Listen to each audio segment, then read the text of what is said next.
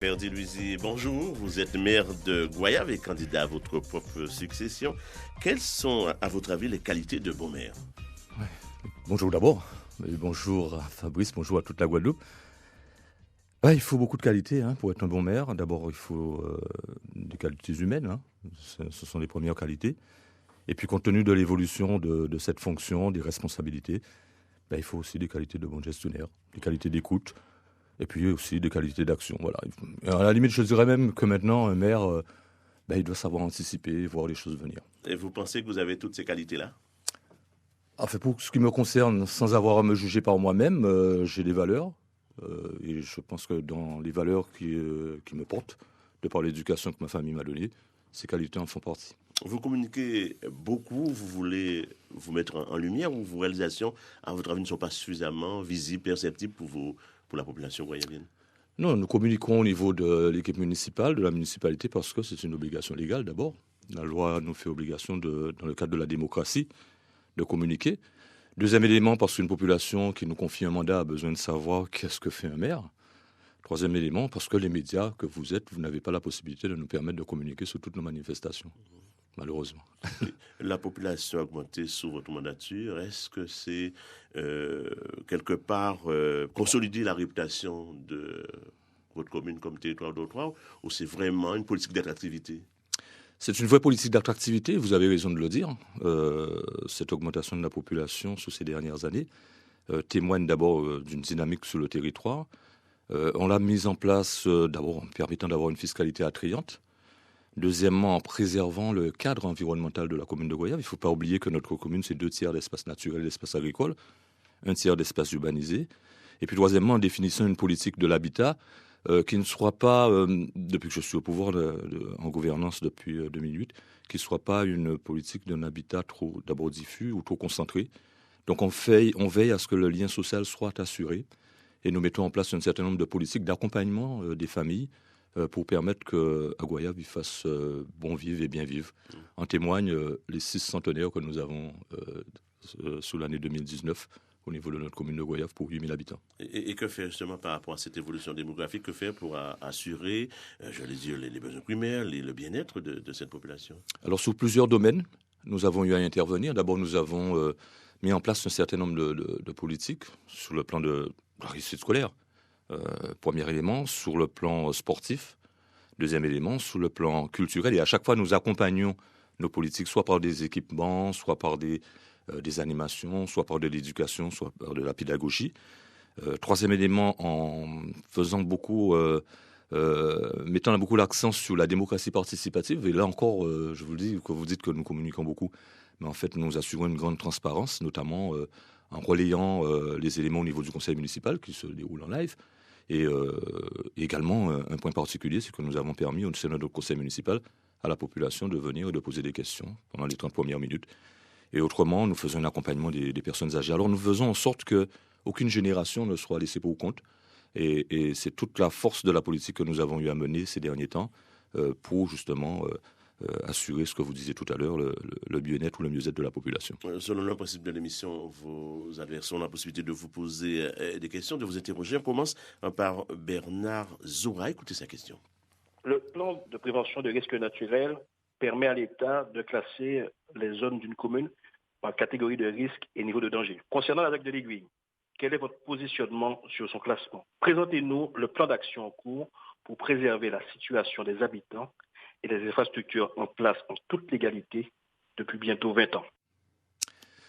Question très intéressante et d'ailleurs je remercie M. Zora puisqu'il aborde dans mon sens lorsqu'il pose cette question parce que j'ai été à l'époque conseiller municipal de l'opposition, le premier à me battre contre l'urbanisation de cette zone de la ZAC de Fortil, de l'Aiguille, pardon, la ZAC de l'Aiguille.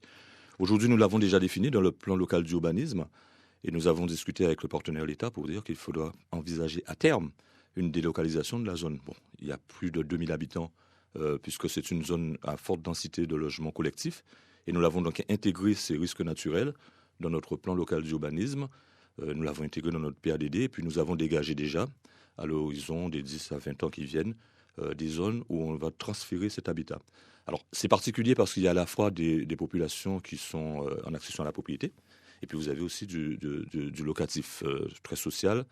Et donc, nous tenons compte de ces critères pour envisager une grosse opération sur les 10-20 ans à venir, délocaliser 2000 à 2500 personnes.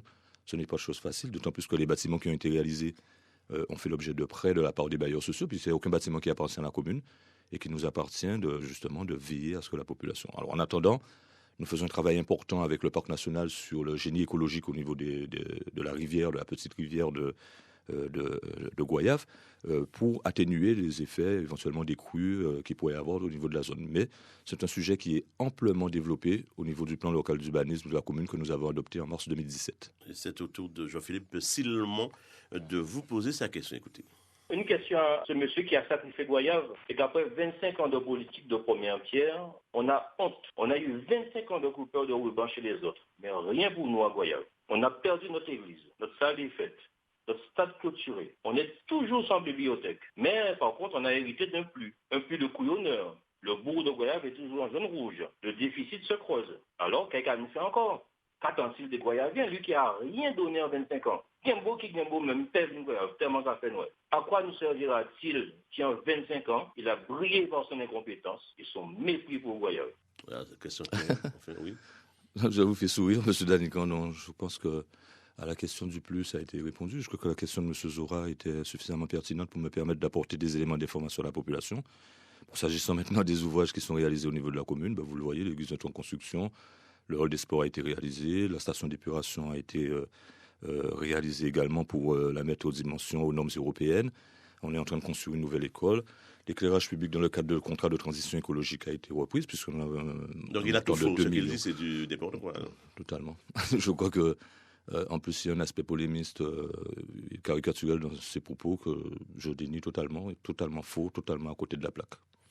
Vous avez pris vos distances avec le Parti socialiste et vous vous êtes rapproché du SR et de la République en marche. Allez-vous vous présenter en mars prochain sous ces couleurs-là? Alors, la politique telle que nous la définissons au niveau du territoire de la commune, jusqu'à maintenant, on n'a jamais porté les couleurs d'un parti. Ni par le Parti socialiste. Donc vous reniez votre... Non, attendez, laissez-moi finir la réponse à la question que vous avez posée. Parce qu'il faut quand même faire preuve de pédagogie. Donc non, pas du tout. Nous sommes une équipe ouverte, avec d'horizons différents, d'idéologies différentes. L'essentiel, ce qui nous porte, c'est le travail que nous faisons pour la population. Il est vrai que on peut être soutenu par d'autres personnes qui reconnaissent. J'ai déjà reçu des appels de partis qui me demandent un soutien, que ce soit sur un plan national ou un plan local. Ça ne nous dérange pas à partir du moment où les gens se retrouvent dans le programme que nous définissons et les actions que nous conduisons au niveau de la commune. Donc je n'ai pas à rougir de dire je ne suis pas dans un parti ou je suis dans un autre parti. Non, peu importe. Je crois que ce qui porte l'action municipale, l'action communale, c'est d'abord le travail de proximité que nous faisons avec la population. On l'a compris, vous n'êtes pas encarté, vous n'avez pas d'attache. Population. Oui, vous n'avez pas d'attache, vous n'avez pas de carté. Est-ce que vous serez soutenu par le GUSR, la République en marche? C'est ça la question. Je ne connais pas la position du GUSR, je ne connais pas la position de la République en marche. La position que je connais, c'est que je suis en train de défendre un mandat avec un bilan positif. Une commune qui a baissé ses impôts de plus de 50% sur les dernières années, une commune qui est totalement désendettée, une commune qui paye son personnel le 24 du mois, une commune qui paye ses fournisseurs, une commune qui a un plan d'investissement de l'ordre de 19 millions d'euros. La pierre à qui vous la lancez là? La pierre à qui je la lance. C'est-à-dire quand vous dites que vous payez, vous... Oui, parce que vous l'entendez dans l'actualité vous-même. D'ailleurs, ce matin, je vous ai entendu, j'ai entendu votre confrère en parler. Et donc, je suis un Guadeloupéen comme tout autre. J'entends l'actualité et je vais à ce que la commune soit bien gérée. Et c'est ce que nous faisons depuis plusieurs années, qui rassure la population de Goyave et que je remercie pour tout l'amour qu'elle me porte. Avez-vous sollicité ou souhaitez-vous un soutien du GIS de la République en marche? Je vous ai répondu déjà à la question. Je dis tous les soutiens qui peuvent venir, on les accepte. Ça ne nous dérange pas. Bon, sauf les extrémistes. Je pense que je ne vais pas trahir mon secret quand je vous dis que je ne suis pas un extrémiste. Tous les soutiens peuvent être les bienvenus, mais le premier soutien que nous attendons, c'est celui de la population de Goyave par rapport au mandat qu'elle nous a confié, la confiance qu'elle a mise en nous, et cette confiance que je demande de renouveler. Et d'ailleurs, si vous me le permettez, M. Danican, très rapidement, demain, j'invite les jeunes de Goyave, la jeunesse Goyave m'a invité à débattre avec elle sous le port de pêche demain samedi de 15h à 17h sous le port de pêche de Goyave. Donc les jeunes de Goyave et vous avez profité de passer votre message. peuvent venir nous écouter. Merci et bonne journée.